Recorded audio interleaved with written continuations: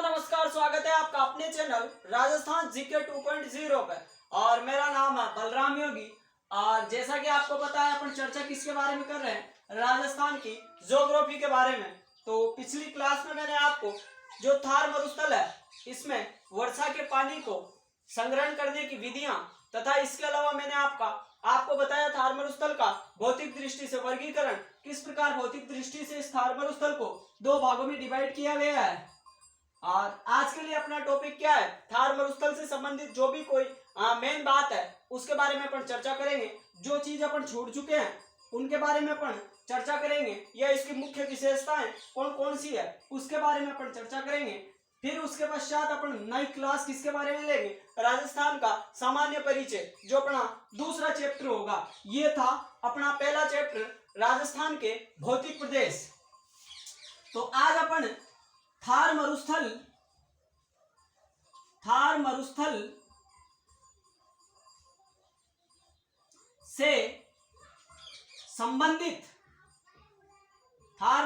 से संबंधित महत्वपूर्ण तथ्यों के बारे में अपन चर्चा करेंगे। थार मरुस्थल से संबंधित जो भी महत्वपूर्ण तथ्य है उनके बारे में अपन चर्चा करेंगे। तो बात करें अपन जैसे खनिज की, थार मरुस्थल में कौन कौन से खनिज पाए जाते हैं? तो आप क्या बताओगे? कोयला, आप बताओगे पेट्रोल, आप बताओगे कोयला, पेट्रोल। उसके अलावा आप क्या बता सकते हो? प्राकृतिक गैस। कहने का मतलब थार मरुस्थल से संबंधित जो भी महत्वपूर्ण तथ्य है अपन उनके बारे में चर्चा कर रहे हैं। मैंने आपको बताया खनिज, थार मरुस्थल में कोयला पाया जाता है, पेट्रोल पाया जाता है और प्राकृतिक गैस पाई जाती है। अगर बात करें पर सिंचाई की, सिंचाई कैसे होती है वहां पे? सिंचाई तो आप सिंचाई के नाम पे बता सकते हो। सिंचाई करते हैं वहां पे नहरों के जरिए। मतलब आंसर क्या बताओगे आप? नहर आप आंसर बताओगे। उसके अलावा अगर जनसंख्या की बात करें अपन, जनसंख्या इस थार मरुस्थल वाले रीजन में कितने प्रतिशत जनसंख्या निवास करती है? तो आप क्या बताओगे? सर 40% जनसंख्या वहां पे निवास करती है। उसके अलावा अगर अपन क्षेत्रफल की बात करें, क्षेत्रफल, तो आप क्षेत्रफल क्या बताओगे? आप क्षेत्रफल बताओगे 61.11%। यह क्या है? इस थार मरुस्थल का क्षेत्रफल है। जनसंख्या 40%, क्षेत्रफल 61.11%।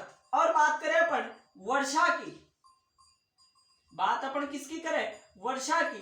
तो वर्षा बताओगे आप मतलब 50 सेंटीमीटर से कम। जब मैंने आपको दक्षिणी पूर्वी पठारी भाग बताया था उस समय बताया था आपको वर्षा सबसे ज्यादा हाड़ौती वाले रीजन में होती है। तो यहाँ पे वर्षा कितनी है? 50 सेंटीमीटर से कम यहाँ पे वर्षा होती है। इसके अलावा अपन बात करें वनस्पति की, वनस्पति, तो वनस्पति में आप क्या बता सकते हो? आप बता सकते हो घास, और आप बता सकते हो झाड़ियां। तो घास में आप क्या क्या बता सकते हो? घास में बता सकते हो आप सेवण, ये महत्वपूर्ण घासें हैं, इनका आप नाम याद रखना, सेवण। बात करें अपन लिलोन की, सेवण, लिलोन। बात करें अपन करड़, बात करें अपन अजान, बात करें अपन धामण की, सेवण, लिलोन, करड़, अजान, धामण। अपन बात करें सरकानिया की, सरकानिया, तो ये यहाँ पे कौन सी सरकानिया घास भी पाई जाती है। उसके अलावा अपन बात करें मुराद, ये सब क्या है? घासों के नाम है। तो थार मरुस्थल से संबंधित महत्वपूर्ण फैक्टों के बारे में अपन बात कर रहे हैं। मैंने आपको खनिज बताया, कोयला, पेट्रोल और प्राकृतिक गैस वगैरह यहाँ पे पाई जाती है। सिंचाई बताओगे आप, नहरों से होती है। जनसंख्या आप बताओगे 40%। क्षेत्रफल कितना है इस मरुस्थल का, आप बताओगे 61.11% इसका क्षेत्रफल है। वर्षा कितनी होती है, आप बताओगे 50 सेंटीमीटर से कम यहाँ पे वर्षा होती है। वनस्पति में आप क्या बताओगे, यहाँ पे घास भी पाई जाती है और झाड़ियां भी पाई जाती है। घास में इस रीजन में कौन कौन सी घासें पाई जाती है, इनको आप याद रखना। एक बार तो ये अधीनस्थ बोर्ड के द्वारा पूछा भी जा चुका है, ये क्या है, सेवण क्या है, सेवण क्या है, तो सेवण एक घास है, ऐसा पूछा गया था अधीनस्थ बोर्ड के द्वारा। तो आप सेवण, लिलोन, धामन, करड़, अजान, उसके अलावा मुराद, सरकानिया, ये सब क्या है, घासों के नाम है। इसके अलावा अपन बात करेंगे वर्षा की भी, वर्षा के आधार पर किस प्रकार वर्गीकरण किया गया, इसकी भी अपन चर्चा करते हैं। उसके पश्चात अपन नया टॉपिक लेंगे, कौन सा, राजस्थान का सामान्य परिचय। अपन बात किसकी कर लेते हैं, वर्षा के आधार पर वर्गीकरण की। वर्षा के आधार पर वर्गीकरण। तो वर्षा के आधार पर मैं आपको दो भागों में डिवाइड करके बताता हूं। वर्षा के आधार पर दो भागों में वर्गीकरण किया मैंने आपके सामने। तो इधर वाले रीजन की बात करें अपन, 25 सेंटीमीटर, 25 सेंटीमीटर, या अपन बात करें 250 mm की समवर्षा रेखा इस मरुस्थल को,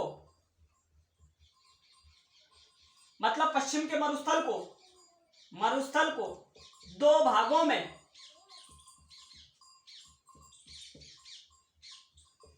बांटती है। क्या बताया मैंने आपको, 25 सेंटीमीटर या फिर 250 mm की समवर्षा रेखा पश्चिम के मरुस्थल को दो भागों में डिवाइड करती है। उसके अलावा अपन बात करें दूसरे नंबर पे अगर अपन बात करें तो 50 सेंटीमीटर या 500 mm की समवर्षा रेखा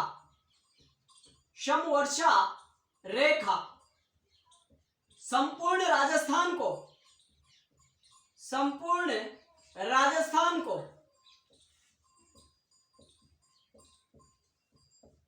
दो भागों में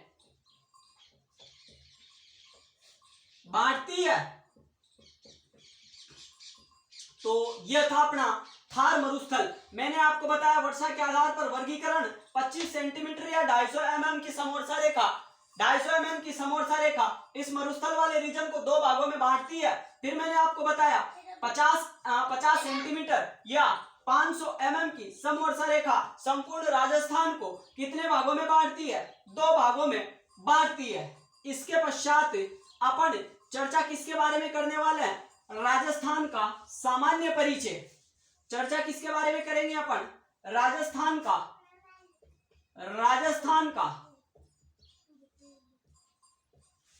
सामान्य परिचय। राजस्थान का सामान्य परिचय अपन चर्चा किसकी करेंगे, राजस्थान के सामान्य परिचय के बारे में, जो अपना दूसरा टॉपिक होगा, मतलब दूसरा अध्याय होगा। इसके पश्चात अपन वनस्पति की बात करेंगे, मृदा, जलवायु, पशु संपदा, इन टॉपिकों की चर्चा करेंगे। लेकिन अपन अगली क्लास में किस टॉपिक के बारे में वार्तालाप करेंगे, तो राजस्थान का सामान्य परिचय, ये दूसरे नंबर का पाठ रहेगा अपना आज की क्लास। और अभी के लिए इतना ही, धन्यवाद, आपका दिन शुभ हो।